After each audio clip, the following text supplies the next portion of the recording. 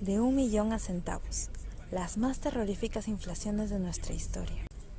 Hola, soy Rosamelia Ochoa Paz y hoy voy a hablarles de un poco de historia macroeconómica.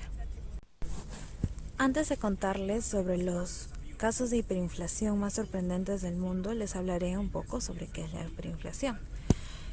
Esta es una inflación muy elevada, que se sale de control, ya que los precios aumentan muy rápidamente al mismo tiempo que la moneda pierde su valor normal y se mantiene su valor nominal. Existe una evidente reducción en el patrimonio monetario. Esto provoca que las personas no quieran tener dinero en sus bolsillos, ya que pierde su valor muy rápidamente y prefieren conservar productos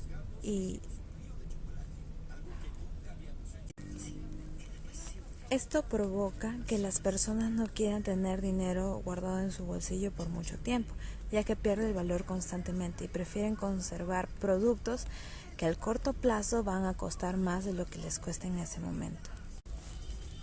Un episodio de hiperinflación ocurre cuando la tasa de inflación mensual supera el 50% durante 30 días consecutivos. Un estudio de Steve Hanke y Nicholas Cruz recoge en una tabla algunos de los mayores episodios de hiperinflación de la historia del mundo, llamada la tabla de Hanke-Cruz. En ella podemos ubicar que hasta el 2016 Hungría se encontraba en el primer puesto con una inflación en 1946. En Hungría, en 1946 se alcanzó una tasa de inflación diaria del 207% y un porcentaje de inflación mensual de 41.900 billones según la CNBC. Esto representa el récord mundial de inflación, el caso más grave de hiperinflación en el mundo. Entre agosto de 1945 y julio de 1946, los precios se duplicaban cada 15 horas. Un dólar costaba 3.5 pengos, que era su moneda oficial, y con un pengo se compraba una barra de pan. Desde abril de 1946, una rebanada de pan costaba 450.000 pengos, y en julio de ese mismo año, 6.000 millones. La evolución de la moneda en Hungría fue la siguiente.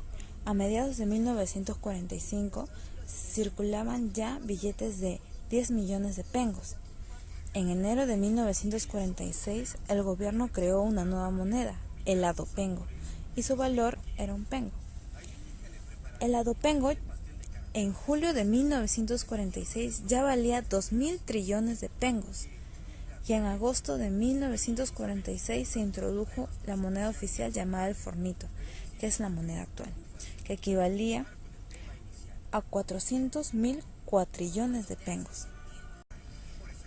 En Hungría en ese tiempo se imprimió tantos billetes que estuvieron tirados en la calle y tuvo que limpiarse de forma comunitaria durante un largo tiempo. Otro terrorífico caso de hiperinflación para nosotros es el que se presentó en nuestro país, Perú. Según la tabla de Hanke-Cruz, 1990 ubicó al Perú en el número 12 de las inflaciones más grandes en el mundo. Cuando inició el periodo de Alan García, ya existía inflación en el Perú. Así que se lanzó el Plan Cero, que generó una mayor inflación que la que ya existía.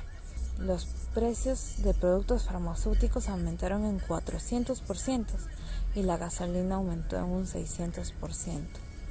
La tasa de inflación diaria alcanzó el 4.49%, la tasa de inflación mensual 399% y los precios se duplicaban cada 13.1 días. A partir de septiembre de 1988, la inflación se convirtió en hiperinflación. Los precios aumentaron en 144% y aumentó la escasez de materias primas y alimentos. Las reservas internacionales se acercaron a cero. La evolución en ese tiempo de la moneda del Perú empezó en febrero de 1930, cuando el sol volvió a circular reemplazando a la libra con una equivalencia de 10 soles por libra. En abril de 1931, ese sol pasó a denominarse como sol de oro, mediante el decreto de ley número 7126. En febrero de 1985, con 1.000 soles de oro se formaba un INTI, y así empezó la circulación del INTI. Y en 1990 se crea un INTI trillón. El INTI tuvo en julio y agosto de 1990 una inflación de 399% mensual.